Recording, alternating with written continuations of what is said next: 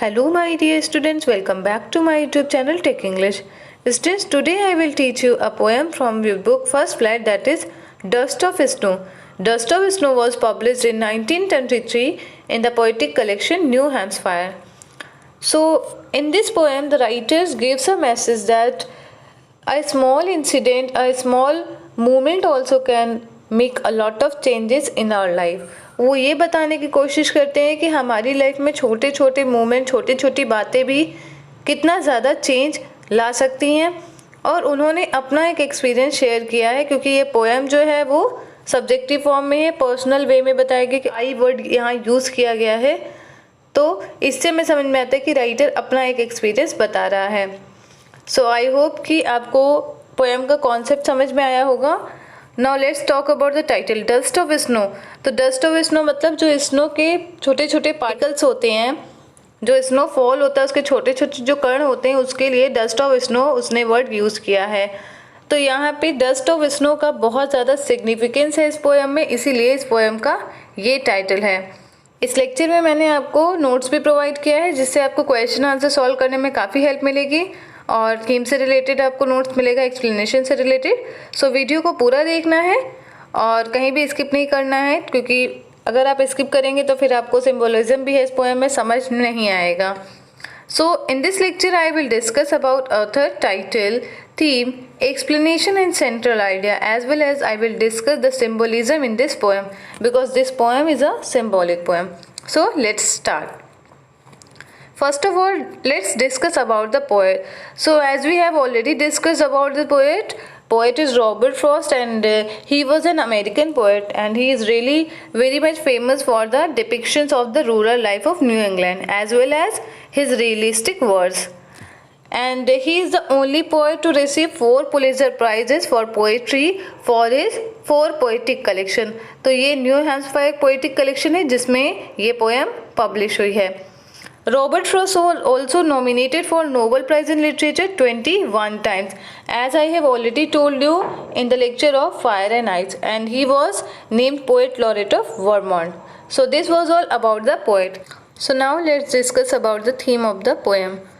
So in this poem the writer tells us that there are 2 contradictory situations, that is human complexity and animal simplicity, and he has portrayed this situation in a symbolic form. In this poem Robert Frost throws light upon the unimaginable healing power of nature and tiny things. तो यहाँ पे writer हमें ये भी दिखाते हैं कि nature जो है वो कितना ज़्यादा हीलिंग है और हमारी लाइफ में उसका कितना इम्पोर्टेंस है। So basically there are 3 points that the writer discusses in this poem. That is the silent communication between nature and humans. Second is healing power of nature in helping human to get rid of negative thoughts. And third is the significance of small events in our life. So ये 3 points हैं जो writer ने इस poem में discuss किए हैं। हम भी जानते हैं कि नेचर और ह्यूमन के बीच कितना ज़्यादा कनेक्शन है, लेकिन अगर हम उस कनेक्शन को फील कर पाएँ तभी हमें वो हीलिंग पावर नेचर की फील होगी जो नेचर के अंदर होती है। और ये आप सब भी जानते हैं कि हमारी लाइफ में छोटी छोटी इंसिडेंट का, छोटी छोटी इवेंट्स का, छोटी छोटी बातों का कितना ज़्यादा असर होता है। सो राइटर ने यही ये बात बताई है। So now I will explain you the poem line by line. First 4 lines is The way a crow shook down on me, the dust of snow from a hemlock tree. So first of all, let's see the meaning of these 2 words. Dust of snow means क्या होता है? Fine particles of snow. As you can see in this picture, there are some dust of snow. There are some particles of snow. Next word is hemlock tree.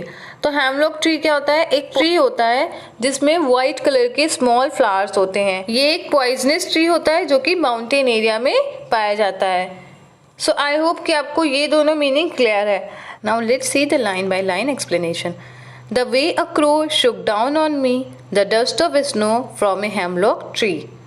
So in the beginning the writer is in a very depressive mood, he is in a very gloomy mood, and he went to a forest में जाता है। तो ये winter का season है और बहुत ज़्यादा स्नोफॉल हो रहा है।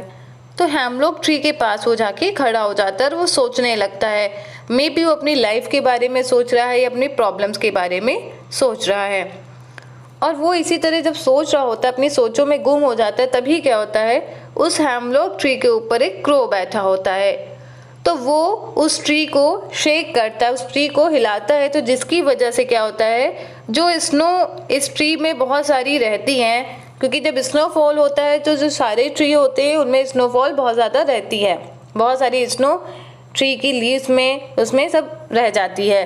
तो जैसे ही ये क्रो इस ट्री को शेक करता है, इसकी ब्रांचेस को शेक करता है, सारी स्नोफ्लेक्स जो है वो पोएट के ऊपर गिर जाती है। As you can see, shook down on me the dust of snow from a hemlock tree. तो ये क्रो क्या करता है, ट्री की ब्रांचेस को शेक करता है, जिसकी वजह से ट्री की ब्रांचेस में जो भी डस्ट पार्टिकल्स थे, जो भी स्नो पार्टिकल्स थे, वो राइटर के ऊपर, पोएट के ऊपर गिर जाते हैं। Now let's see what happened. Has given my heart a change of mood and saved some part of a day I had rued। तो rued का मीन्स क्या होता है, to repent of some past event या action, या to regret about some past action।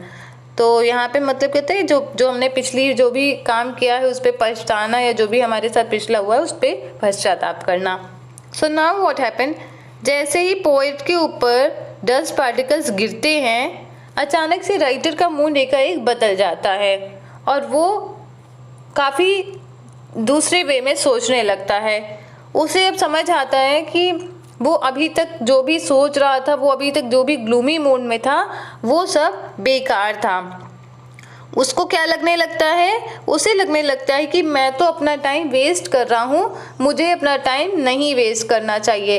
तो जैसे ही ये स्मॉल इंसिडेंट होती है, क्या होती है कि स्नोफॉल उसके ऊपर होती है, जो डस्ट ऑफ स्नो उसके ऊपर गिरता है, तो अचानक से उसका मूड एकदम चेंज हो जाता है और वो ये सोचने लगता है कि अभी तक वो जो भी नेगेटिव सोच, नेगेटिव थॉट्स में गुम था, जो भी वो नेगेटिव थिंकिंग उसके अंदर थी, वो सब बेकार थी और कहीं ना कहीं उसका टाइम वेस्ट कर रही थी। तो बेहतर है कि उसे अपने बाकी के बचे हुए दिन को वेस्ट नहीं करना चाहिए, क्योंकि ऑलरेडी उसने काफ़ी टाइम वेस्ट कर दिया है। और उसे ये भी लगने लगा कि it is waste of time to repent of some past action, कि अभी तक जो भी वो सोच रहा था, जो भी वो पास्ट एक्शन के बारे में जो रिपेंट कर रहा था, जो रिग्रेट कर रहा था, वो बेकार है। सो आई होप आपको लाइन बाय लाइन जो भी मीनिंग थी इसकी वो समझ में आ गई है। Now let's see the explanation. So as I have told you, the poet was in a gloomy mood and he was feeling very much depressed। और वो कहाँ जाते हैं, हेमलॉक ट्री के पास जाता है, जो कि स्नो से पूरा लैदेन है। तो अचानक से क्या होता है, एक क्रो जो कि हेमलॉक ट्री के ऊपर बैठा होता है, वो ट्री को शेक करता है, वो ब्रांचेस को शेक करता है, और फाइनली क्या होता है, इवेंचुअली मीन्स फाइनली क्या होता है, जो स्नो पार्टिकल्स होते हैं वो पोएट के ऊपर गिर जाते हैं।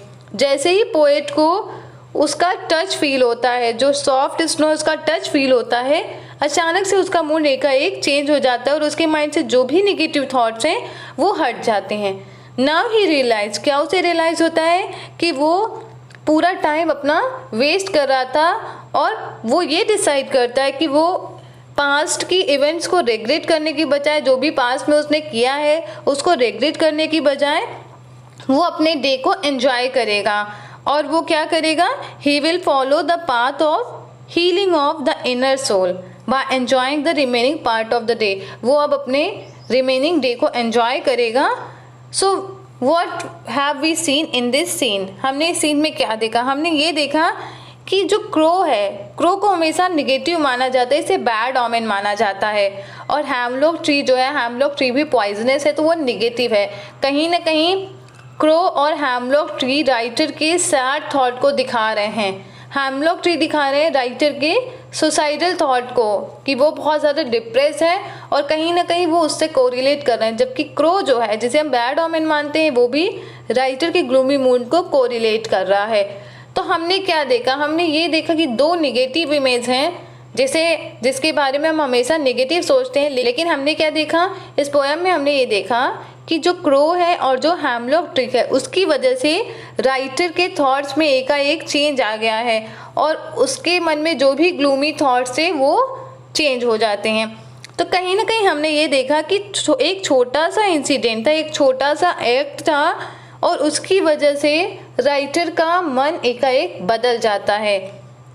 He have an enlightened insight, उसे ये समझ में आ जाता है कि सही क्या है और गलत क्या है और उसे क्या करना चाहिए।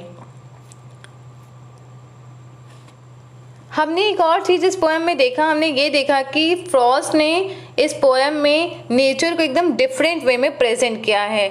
जैसा कि आपको ऑलरेडी मैंने बताया कि उसने यहाँ पे क्रो को चूज़ किया है। यूजुअली पोएट क्या करते हैं, यूजुअली पोएट क्रो और हैमलॉक जैसी इमेज को नहीं चूज़ करते हैं, बिकॉज क्रो जो है वो तो एक ब्लैक बर्ड है, दूसरा वो एक बैड ओमेन है, कहीं ना कहीं वो सिंबलाइज करता है डेथ एंड फियर को।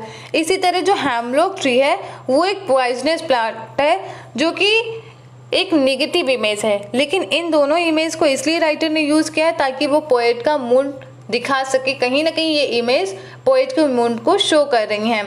हम यूजुअली क्या देखते हैं, हम यूजुअली देखते हैं कि जो पोएट होते हैं वो बहुत अच्छे ट्रीज़ की बात करते हैं जो ब्यूटीफुल होते हैं।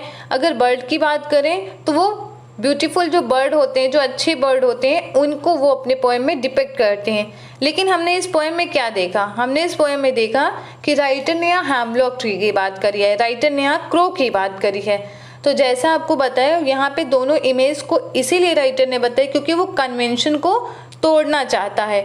जो पुरानी कन्वेंशन है कि हमारी लाइफ में ये जो भी इमेज है, जो बैड इमेज है, उसकी वजह से कुछ खराब ही होता है, तो राइटर इस कन्वेंशन को तोड़ना चाहता है और वो ये बताना चाहता है कि हमारी जैसी सोच होती है वैसे ही हमें दुनिया दिखाई पड़ती है।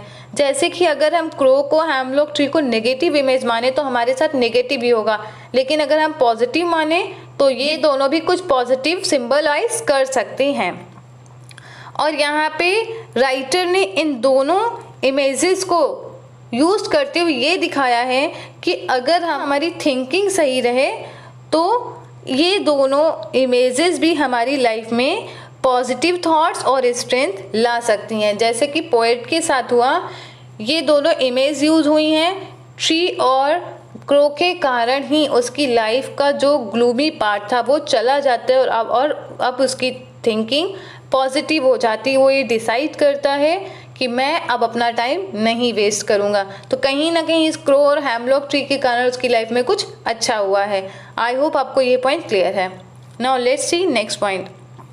Now let's see the symbolism. There are three symbols in this poem. First is the crow, second is the hemlock tree and third is dust of snow. ये तीनों जो इमेज हैं वो कहीं ना कहीं एक सिंबल हैं. So let's see that what are these symbols mean. So first of all we have seen that there is a crow. Crow को basically हम क्या मानते हैं, एक ill omen मानते हैं. दूसरी क्या इमेज है, हैमलॉक ट्री. हैमलॉक ट्री जैसा कि मैंने आपको बताया एक पॉइजनस ट्री है, तो दोनों कहीं ना कहीं डेथ के सिंबल्स हैं. और ये दोनों इमेज हैमलॉक ट्री और जो क्रो है वो दोनों ये शो कर रहे हैं कि पोएट कितना ज़्यादा डिप्रेस्ड है. और दूसरा एक सिंबल है dust of snow. Dust of snow क्या बता रहा है, about natural Joy and energy. क्योंकि जैसे ही पोएट के ऊपर डस्ट ऑफ स्नो गिरी, जैसे ही पोएट को डस्ट ऑफ स्नो का फील हुआ, अचानक से उसके थॉट्स चेंज हो जाते हैं. तो कहीं ना कहीं ये सिंबलाइज कर रहा है नेचुरल जॉय और एनर्जी को. इसका मतलब है राइटर ये बताना चाहता है कि पोएट कैसे नेगेटिव थॉट्स से पॉजिटिव थॉट्स में एंटर करता है, कैसे वो डिप्रेसिव थॉट्स से पॉजिटिव वाइब्रेशन को फील करता है. तो यहाँ पे ये बताया गया है. यहाँ पे हम ये देखते हैं कि फ्रॉस्ट ने ऐसे ट्री और ऐसी बर्ड को यूज़ किया है, ऐसे बर्ड की इमेज को पोर्ट्रे किया है जिसको बेसिकली कोई भी पोएट अपनी पोएम में नहीं डिपिक्ट करता है. लेकिन उसने क्यों यूज़ किया है, what is the reason? As I have told you earlier, to break the conventions. वो अब चाहता था कि जो भी कन्वेंशंस को फॉलो करते हैं लोग उसे वो ब्रेक करें. We have also seen that the sudden shower in the form of dust of snow has changed the poet's mood. और ये snowfall जो थी वो क्यों हुई, कैसे हुई? Because of the act of crow, जिसे हम नेगेटिव इमेज मानते हैं. Just because of him the poet's thoughts converted into positive thoughts. तो हमने कहीं ना कहीं ये देखा कि एक छोटी सी इंसिडेंट थी, उसके कारण पोएट की लाइफ में इतना ज़्यादा चेंज हो जाता है. वो पहले ग्लूमी था और बाद में वो हैप्पी हो जाता है. वो ये डिसाइड भी करता है कि मैं अब अपना टाइम नहीं वेस्ट करूँगा. आई होप आपको ये क्लियर है. So now let's see the central idea of the poem as well as the writer's message. In this poem we have seen that the nature has a healing power and the tiny things has a lot of significance in our life. हमने ये भी देखा that there is not a single thing that cannot be cured by nature, चाहे वो bad mood हो चाहे वो bad health हो. और हमने ये भी देखा that the author's mood was totally distracted, totally diverted by the touch of dust of snow.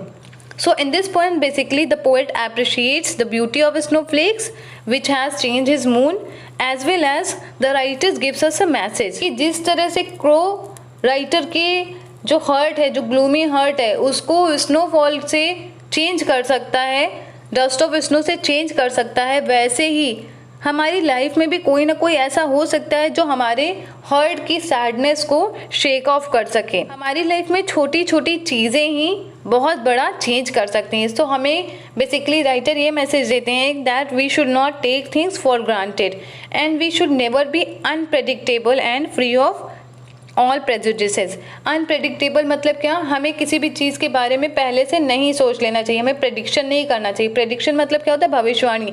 जैसे यहाँ पे क्रो और हैमलॉक ट्री की बात की जा रही है, तो यहाँ पे राइटर बताता है कि हमें किसी भी चीज़ के लिए पहले से प्रेडिक्ट नहीं करना चाहिए. And we should free of all prejudices. Prejudices मतलब हम किसी के बारे में अपनी राय बना लेते हैं, नेगेटिव राय बना लेते हैं. तो राइटर उसके बारे में कह रहा है कि हमें किसी के बारे में भी प्रेजुडिस नहीं होना चाहिए. इस पोएम में हमें राइटर ये भी एक मैसेज देते हैं that we should accept whichever way the nature chooses to bless us. So हमें प्रेजुडिस नहीं होना चाहिए, हमें प्रेडिक्टेबल नहीं होना चाहिए, और हमें नेचर जिस फॉर्म में ब्लेस करना चाहती है हमें उसमें कोई रुकावट नहीं बनना चाहिए. राइटर हमें ये भी बताते हैं that the simple things we do for others can make a positive change. जैसे कि हम छोटी छोटी कोई चीज़ें करते हैं, हम किसी की हेल्प करते हैं, किसी नीडी पर्सन की हेल्प कर रहे हैं हम, और हो सकता है हमारे लिए वो बहुत छोटा सा एक इंसिडेंट हो, हमारे लिए वो बहुत छोटी बात हो, लेकिन हो सकता है कि हम जिसके लिए ये काम कर रहे हैं उसकी लाइफ में एक बहुत बड़ा चेंज लिया है. तो यही राइटर कहना चाहते हैं. बेसिकली वो ये बताना चाहते हैं that we should take things positively in life and we should have a thinking that whatever situation we are having in our life will be better. So I hope आपको ये मैसेज समझ में आया होगा. इसी मैसेज के साथ मेरा ये लेक्चर ख़त्म होता है. अगर आपको ये वीडियो अच्छा लगा हो तो वीडियो को लाइक करिएगा. जो भी नए व्यूवर हो वो चैनल को सब्सक्राइब करें ताकि उन्हें ऐसी ही वीडियोस मिलती रहें, और आप अपने फ्रेंड्स के बीच शेयर करिएगा ताकि सबको ये वीडियो पहुँचे. सो आपको जो भी प्रॉब्लम हो, कोई भी डाउट हो तो कमेंट करिएगा, फीडबैक दीजिएगा कि आपको ये लेक्चर कैसा लगा, आपको ये हेल्प किया या नहीं. और कोई भी डाउट हो तो ज़रूर कमेंट करके बताइएगा ताकि आपका जो भी डाउट्स है उसे हम दूर कर सकें. So with this point I and my lecture. Thank you all.